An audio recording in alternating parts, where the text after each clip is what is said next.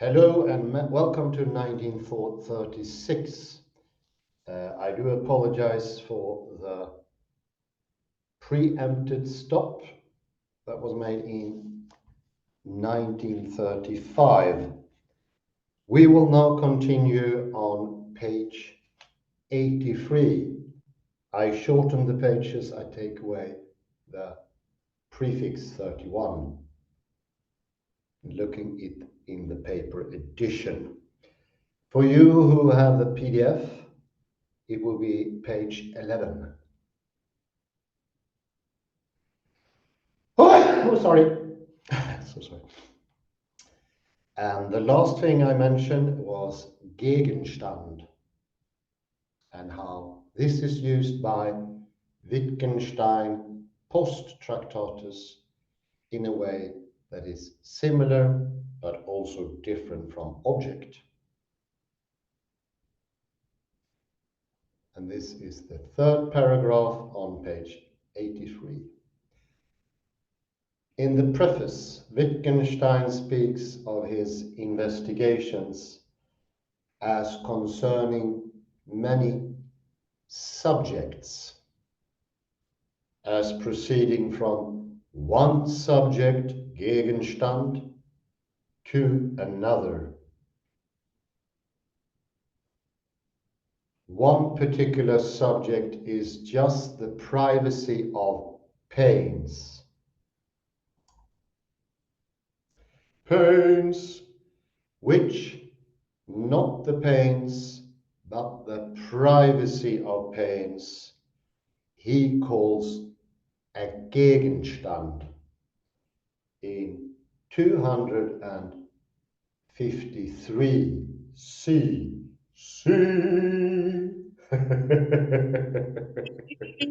Hello there. Hello there. Just welcome to join if you want to echo and say C. Thanks a lot.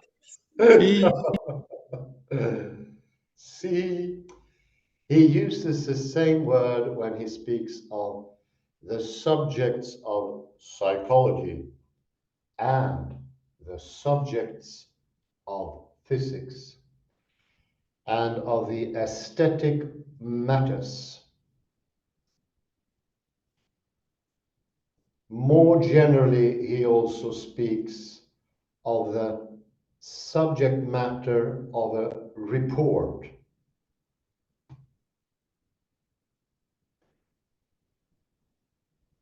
Report. Report.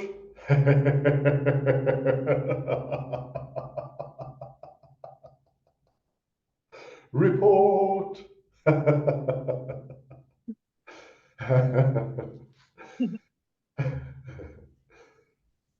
Finally,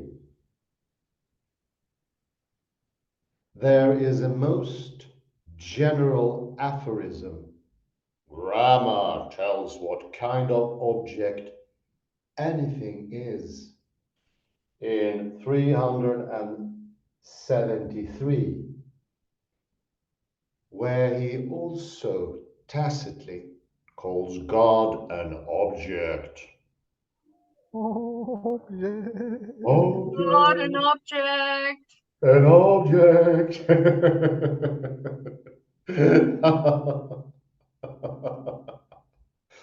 To sum up, an object in this extremely thin sense is anything that we can talk about or refer to.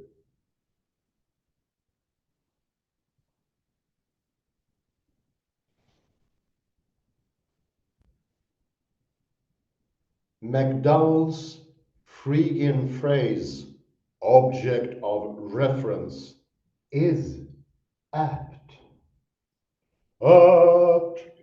Apt.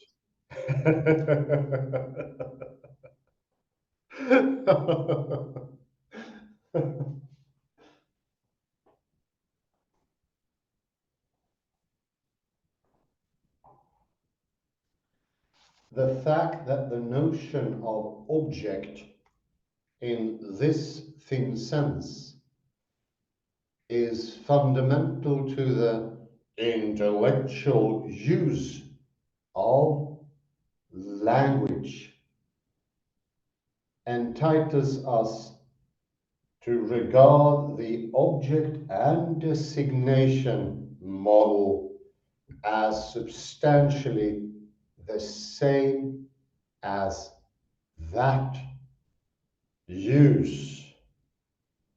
Use.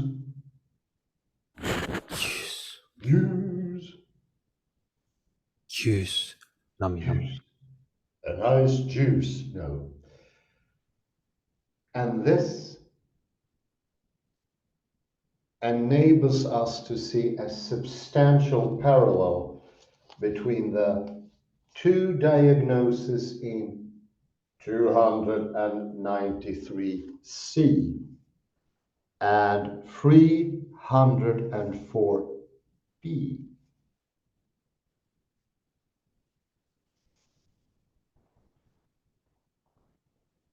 For charitably read, what Wittgenstein is really targeting in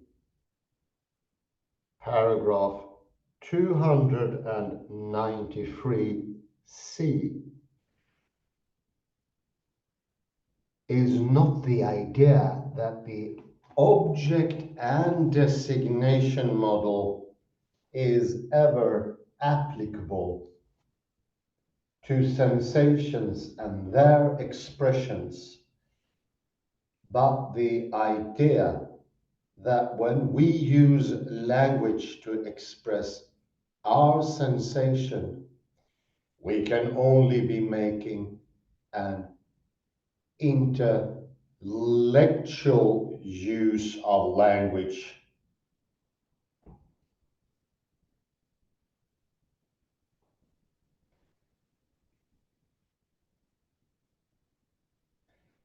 So his real target in 293C is substantially the same as his target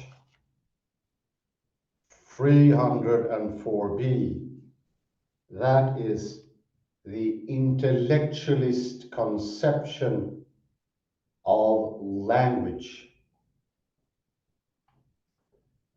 I shall henceforth treat these two diagnoses as one. As one. As one. You are the one and only. It is worth noting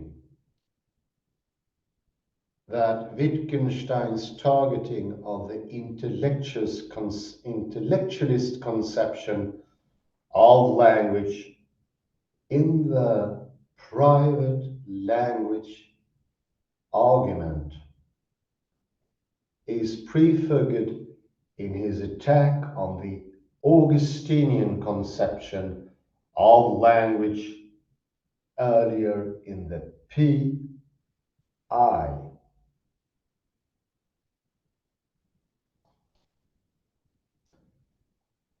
For that conception is also intellectualist in character, because it takes the essence of language to be precisely the object and designation model under the name of object and name benennung.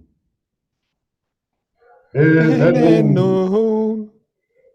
Benennung. Benennung. Benennung.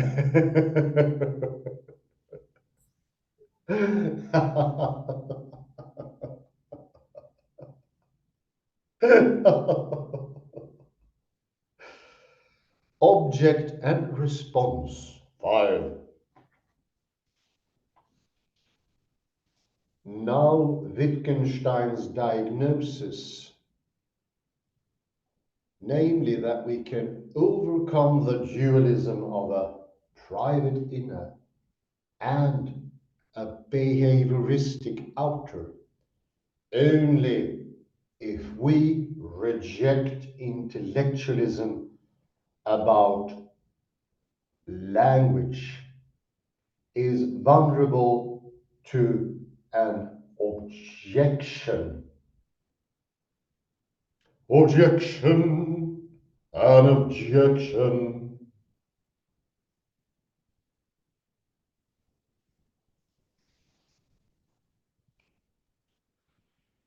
Considering this objection is a good way to locate the genuine insights behind this diagnosis. As we shall see,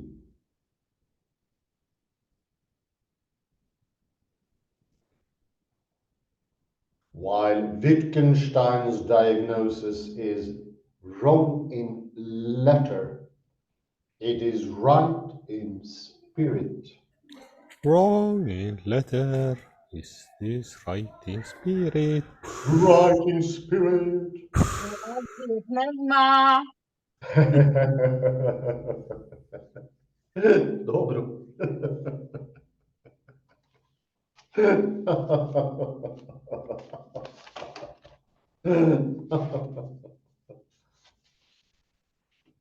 The objection is a straightforward one. It seems that we do not need to reject intellectualism about language to avoid the false dilemma between a private inner and a behavioristic outer.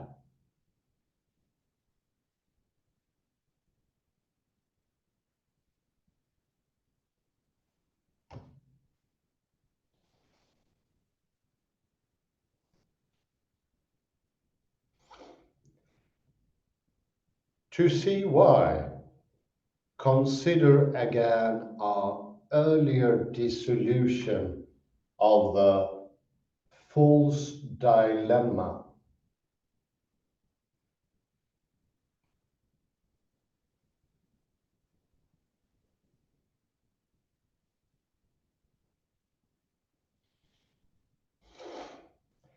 The key to that dissolution was to recall non-intellectual functions of language, in particular to recall the natural primitive unities exhibited in the expressive function of language. Language, language.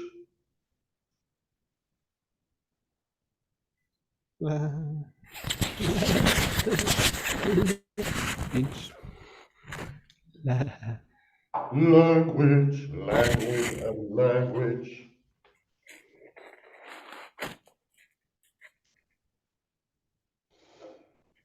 But this is not the only key possible.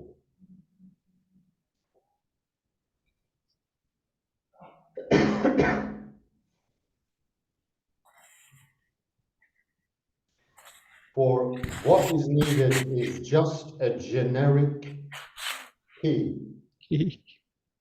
That is some reminder that would make us see vividly the natural primitive unity of at least some sensations and their expressions in behavior. Behavior. Behavior. Good old B.F. Skinner.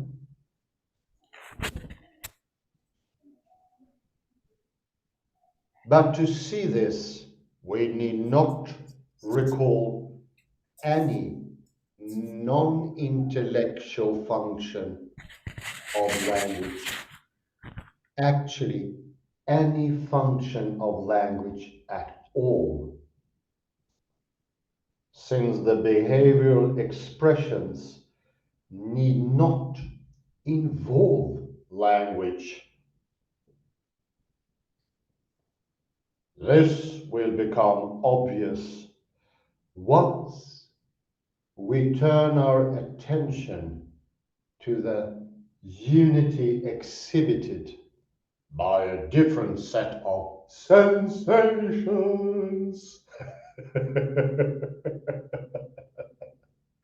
and their behavioral expressions.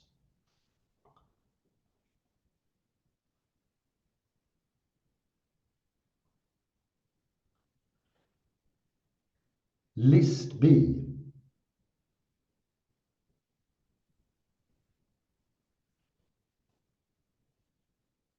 The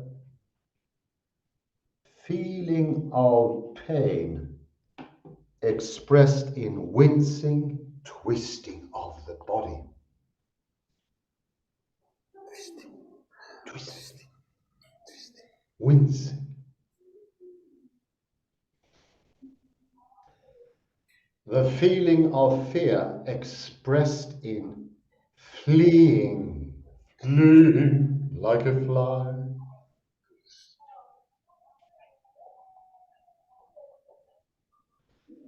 The feeling of cold expressed in shivering, cuddling.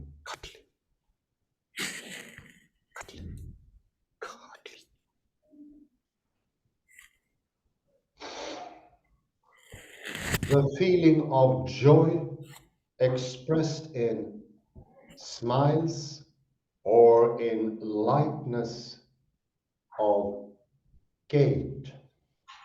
Smiles, smile.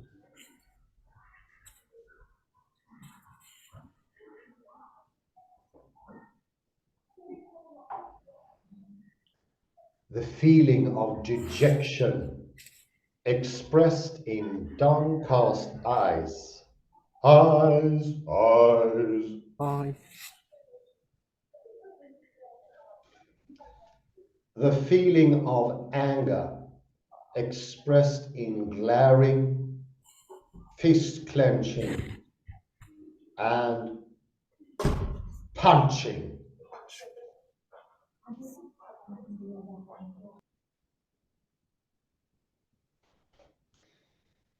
The behavioral expressions in these unities do not involve language.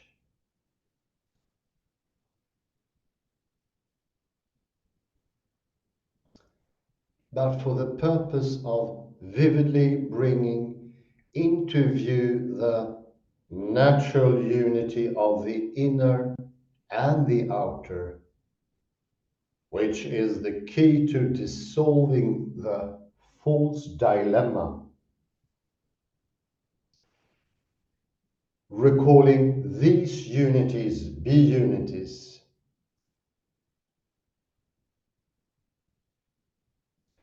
works just as well as recalling those unities on list A.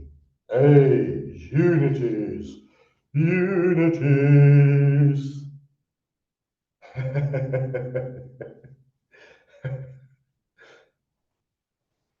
In fact, some of these unities, namely those near the top of list B, are more natural, more primitive than the A unities.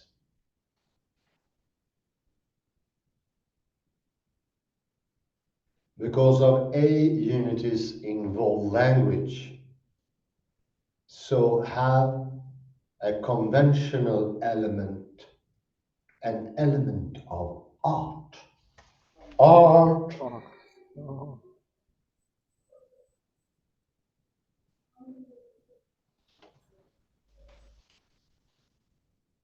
So the objection is this.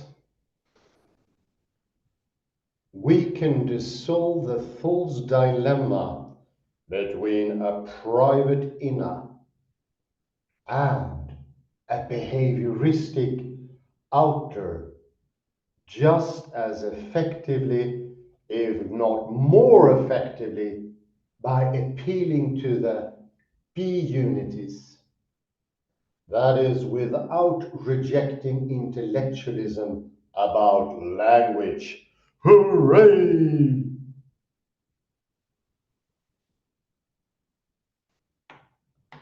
Or in other words, Wittgenstein's diagnosis is strictly speaking wrong.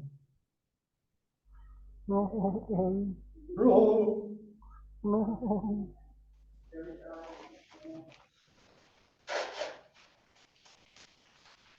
But the power of this objection is limited.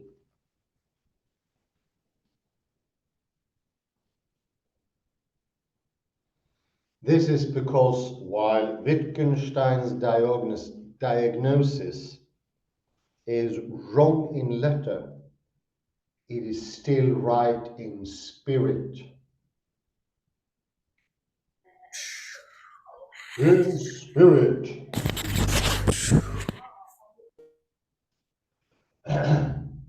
That is, there are genuine insights behind it. Behind. Behind.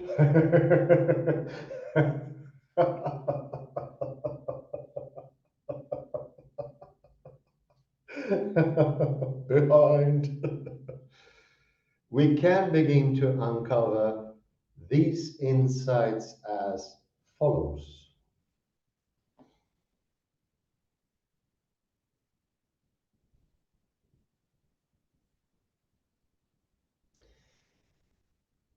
It is true that for the purpose of dissolving the false dilemma, reminders of B unities, of natural primitive unities, of sensations, and their behavioral expressions that do not involve language can be just as effective as reminders of A unities, which do involve language.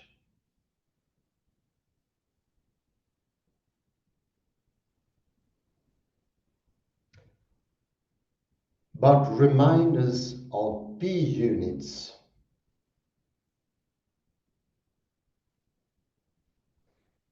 do not get at the root of the disease, that is, at what is really driving the deformation of the distinction of the inner and the outer into the dualism of the inner and the outer. Indeed, outer. To root out this disease, we need to take in account the involvement of language in sensation, because our sensory consciousness is deeply shaped by language. Language. Sprache. Here, excellent stopping point finally. 1936. Language. 1st of December. Shaped by language. Shaped by language. Page 85.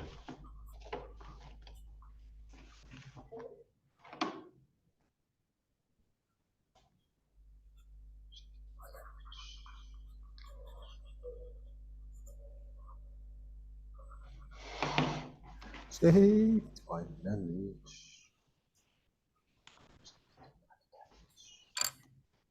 Shaped by language, shaped by things.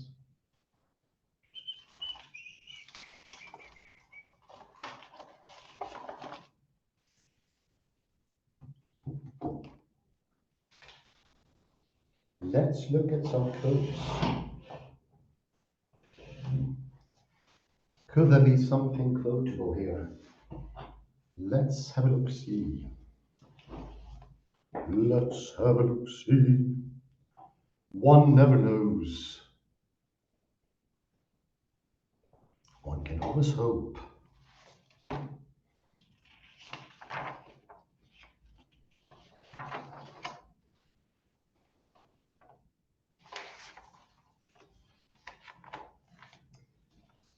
Page 80. I will remind one last time, I have taken away the prefix 31 when it comes to the numbering of the page. At the bottom here in the site from 293, and the last sentence in the first paragraph, or is it the second? Well, 4 or 5 lines from the bottom. You go down a bit there, Kalle, please. Yeah, there we go. No, one can divide through by the thing in the box.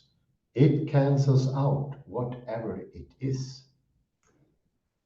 So what is in the box? It cancels itself out. In a similar manner in which like and nothing is equal to a something of what you can say nothing. It's the quantum mechanical. Do the moon exist if we don't see it? And quantum mechanics answered with a resounding no. We can't detect it in any way. There is no trace of it. It would be senseless to say it is a thing.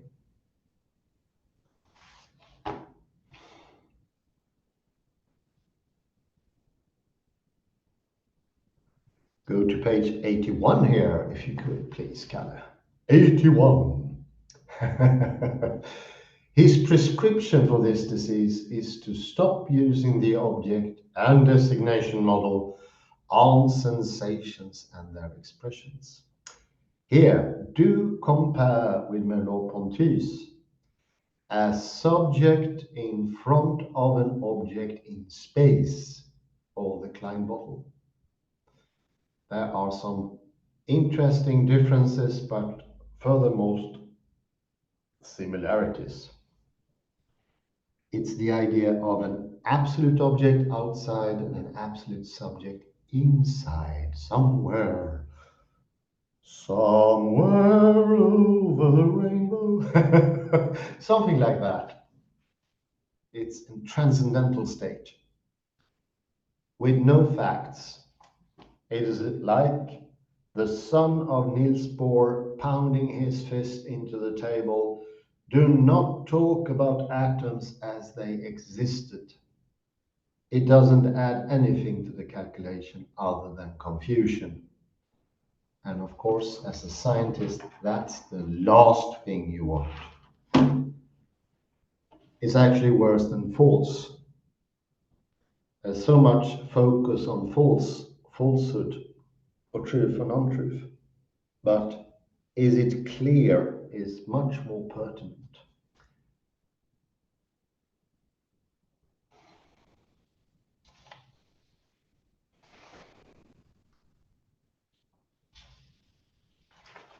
So they look further into the private box and the Beetle box and the private language argument, and on page 82, the next page, if you may.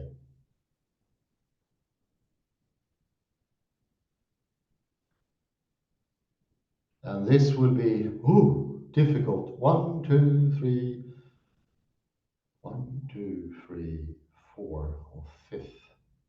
It's the paragraph that starts with no, now. In contemporary English, object very often means physical objects, stones and stone houses, which I have been calling outer objects. In this sense of object, it is a stretch to call it an apparition, to call an apparition an object, a degradation to call a person an object, and an absurdity to call a number, an idea, or a purpose an object.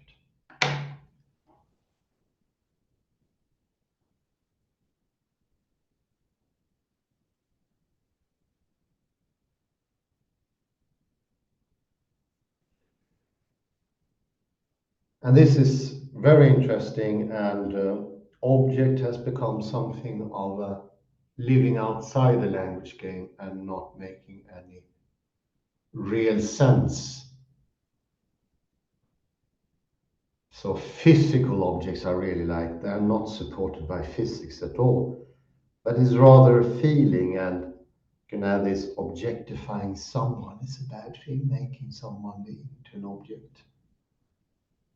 But this is put under the microscope by Wittgenstein, and it is much more complex than we think, what's really beneath the surface of the idea of an object. What could that be? You get a pointer here on the next page, page 83.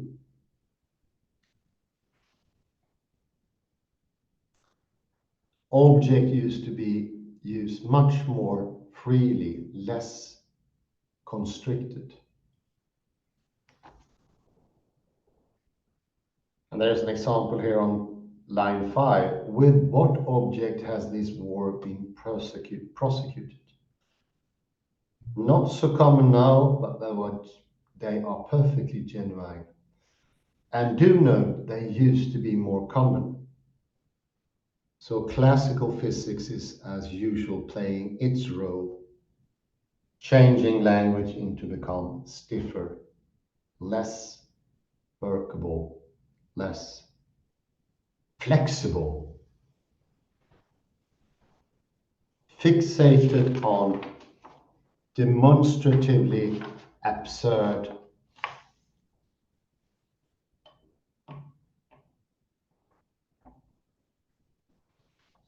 dichotomies, like with object and subject, or object and a living thing. None of these are really close into real language. And let's go to the next page. And we have something very interesting. The B list once more has expressive function of language. And look here, when reading this, the list, the B list at the bottom of page 84, we come to understand more and more in the B list that it doesn't make any sense to say there is a body and there is a concept. The feeling of pain expressed in wincing, twisting of the body. The idea of the body as something disjunct from a soul, and that the body is somehow an object or object-like material. I'd say this misunderstanding is what led to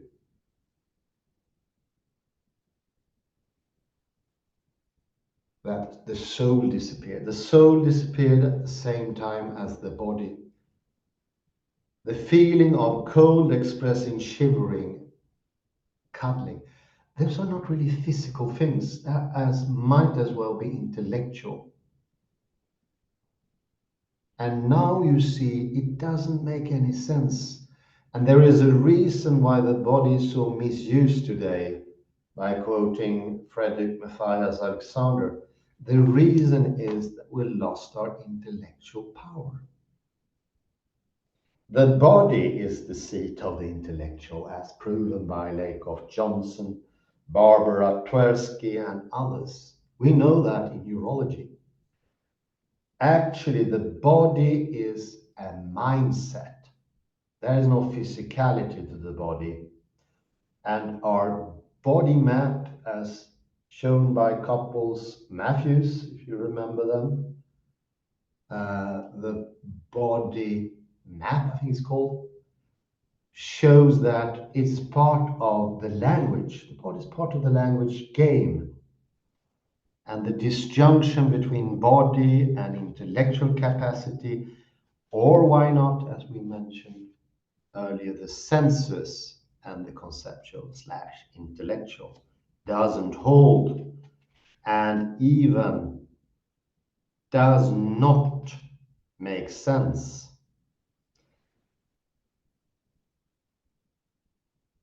With the B list and the B unities, we can solve the problem as we see at page 85, next page, on the top.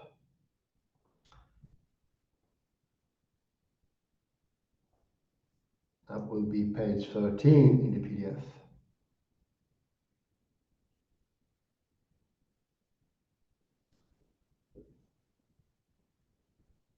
We can dissolve the false dilemma between a private inner and a behavioristic outer just as effectively by appealing to the B unities, that is, without rejecting intellectualism about our language.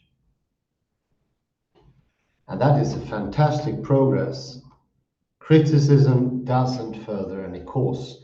Criticism doesn't really exist in science. Criticism is when you do not understand. Problem is solved in the most elegant way.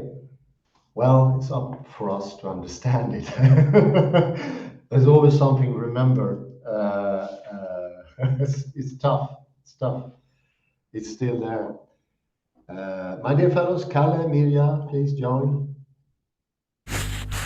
Okay, let me go to the. Can you see the edition Philosophical Investigations?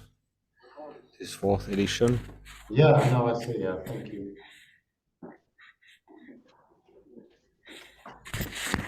Let me go to the.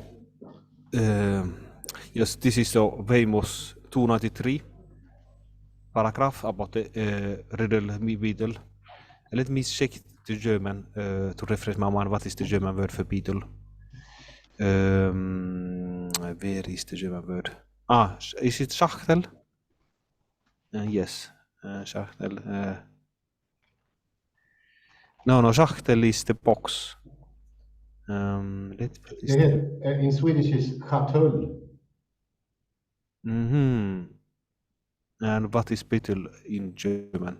Käfer. Käfer. Käfer. This is the word of the day. Käfer. Käfer is the beetle. Interesting.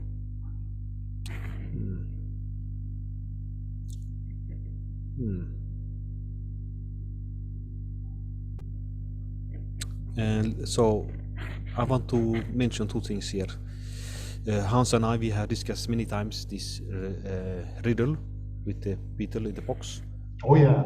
And we have also compared it to the Bible actually. Oh, yeah. And it works fine because both begin with the same letter, even B. Yeah, it does indeed, yeah. And this is more in relation to Luther and his doctrine of sola scriptura, only the Bible. So we are pretending here that we are the shoes of Luther, who is, so to say, placing the Bible in a box instead of a beetle. So Luther is, so to say, placing the Bible in a box. And in this, Luther tries to isolate the Bible. That is, without a world, without a context, without traditions, anything. So this is the idea to explain the. And I thought about one another phrase. This is Wittgenstein writing here. One might even imagine such a thing constantly changing. So he says that the beetle is not necessarily unmovable. It could be like a real beetle moves, of course, in the nature. Yeah. So what is my point here? Yes. So think about Bible translations. They constantly being updated. changing. Do you understand? Yeah. So this analogy between the Beetle and Bible works also on this level, that is changing. Bible translations, like the Swedish Bible translations, they always updating them. So, but it's still a private language, even though the translation changed. But I don't know. This is a hard nut to crack, or hard. Of course, it's a hard nut, yeah.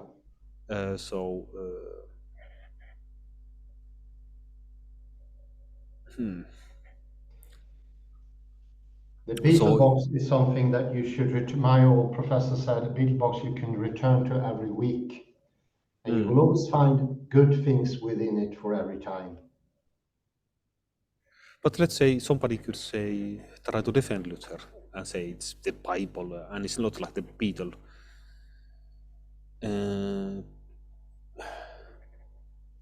So it's not easy to.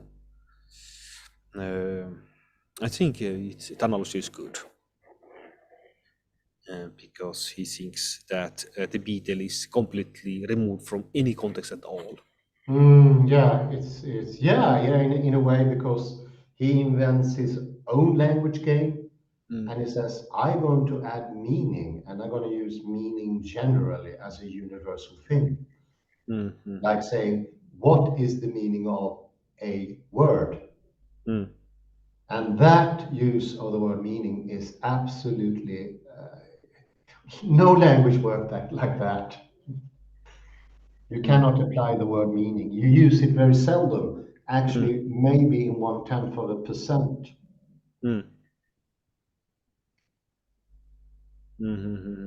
You just use words. You don't define them or tell them what they are. And the idea that a definition of a word would clarify something, doesn't really make any sense, because we never do that in ordinary language. I said, my bike is over there. Nobody will say define bike.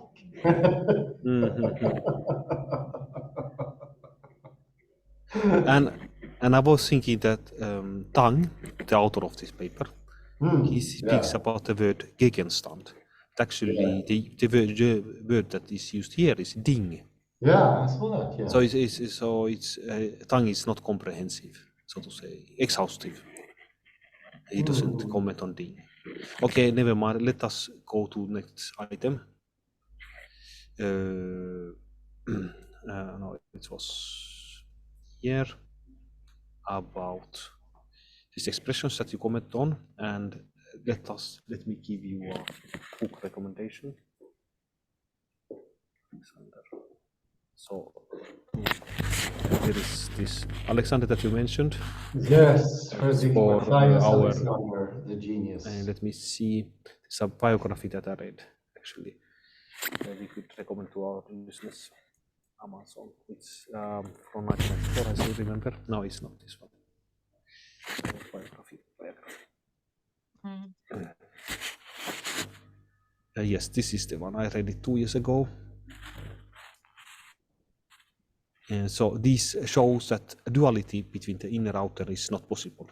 And I recommend reading this because it helps also improve your health, general health. Yes. Intellectual health first and foremost. Frederick Matthias Alexander said, without a balance in the body, there is no intellectual life whatsoever. So, beside Wittgenstein, one of the 10 giants of the previous century, perhaps we can include Alexander. Yeah, why not? Yeah. In his own ways. Why not?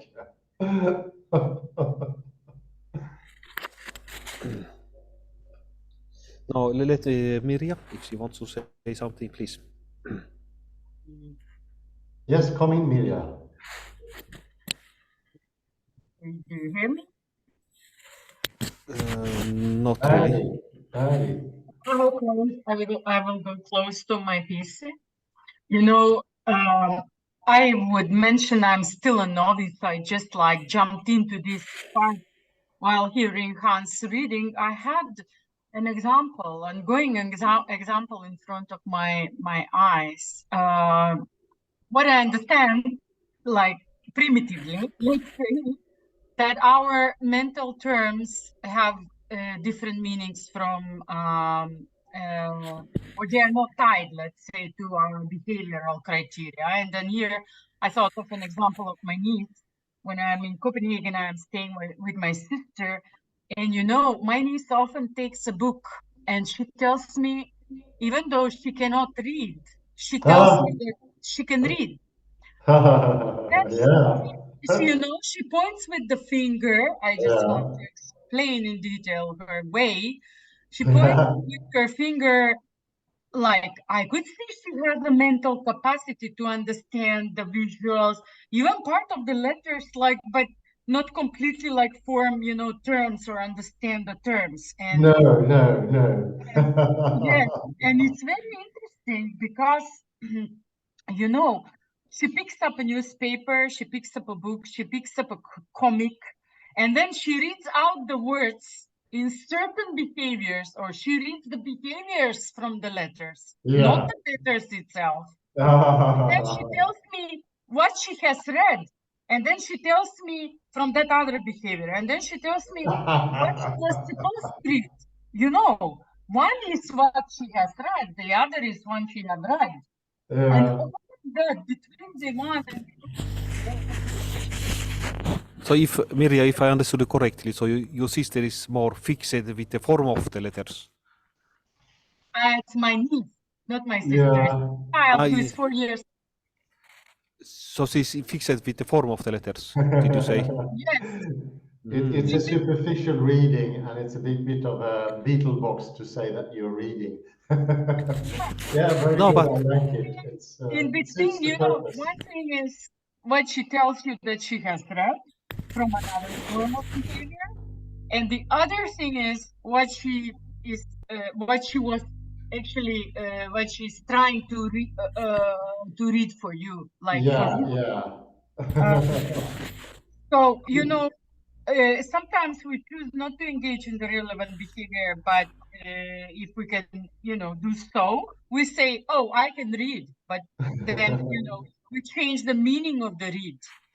Even the growing up, not only the child. So in the standard case, the mental capacity to read implies some form of a behavior, not just like the occurrence of a certain private or non-behavioral occurrences in the mind. So it's No, no, no, exactly, exactly. Very well. I like that. I like that. I heard but I don't think something. it's completely wrong. Think about Kabbalah yoga. There is where you try to Yeah. imitate the letters. Let me just say something Yes, please. regarding media there. And it's like some people are claiming, and I read that it's very interesting that why dyslectic is becoming so common today is that the children preemptively, too early, start looking for meaning in the words. exactly. Maybe tricked by the parents or the teachers. And when you start looking for meaning in the words, what they mean, then you start develop dyslexia. Because what you need to do is read, which is not looking for meaning at all. It's spelling out the letters one by one and doing it in an accurate sense. Exactly. And it's, you know, Hans, I need to tell you, I work with children with dyslexia and children with autism. And it's completely in dyslexia, at least, is my sister is dyslexic. So no Uh, wonder her daughter acts that way, you know? oh, yeah. So Sorry I for want to tell you at least with dyslexia, it's completely anxiety driven. Yeah, yeah, definitely. Mm. Looking for meaning. I developed some dyslexia at some stage in my reading career, and I managed to overcome it because it was early. It was a bit early in my development. Yeah, I was skipping at some prefixes in Swedish, and I was too hasty, maybe too nervous, looking for the meaning or something, and I skipped one part of the whole thing. One part of the whole thing. Oh. Well, very good example, Mia. Thank you. it's not really fitting, but this is, I only want to tell you what I'm getting, you know. I get Yeah, very yeah. little. a novice, but what I'm getting is like I connect with some examples in my life. Ah, very good, very good. I do like it. I do like it. Well, my friends, we're going on way too long here by now. What do you say? Should we end here, or do you have you had something there, Kalle? You have something, Carla. Sorry, I interrupted you. Oh, no. It's very good that you come in. We have a nice picture of a kafir here. Look The at word that. of the day, kafir. Ah, The word of the day is Kafir. kafir. Okay. Mini beetle. Kale, it's a scarabée. Scarabée, yeah, it's a scarabée. It's beautiful. No, it's Wittgenstein who uses this word, kafir. Yeah, You see, the it's German very word important. beetle. What is the root of, I mean, it's Germanic, right? But what is the root of that word? Could be, yeah. Kafa from Yeah. Cleopatra, Coleoptera. Coleoptera. There you go. Yeah, lovely. Oh. Very Kafir good. comes from Cleopatra. Oh, Oh, Kale. Okay, my friends, thank you very much for your nice comments and the beautiful photo here of a kafir or a beetle or skalbagge, as we say in Swedish. And I really like, oh, poor guy, he has a needle through his heart. Sorry about that. I shouldn't be laughing. I always cried, Hans. You know, my father collected insectariums. Oh, no. And like a child, I always tried to take away these needles from the beetles because I thought like they don't deserve that, even their dads. No, it's typical. I also remember when my father flushed small fishes from the aquarium into the toilet. It broke my heart. I said, he lied to me in the end and said, they're going to survive in the lake. But I was heart crushed when it happened. Well, thank you very much, my friends. I end the recording. Thank you, everyone, for listening in. Have a very nice morning, day, or afternoon, wherever you are. Thank Bye you, bye Hans. for now. Bye for now. May the spirit be with you. Bye. Equally, Media.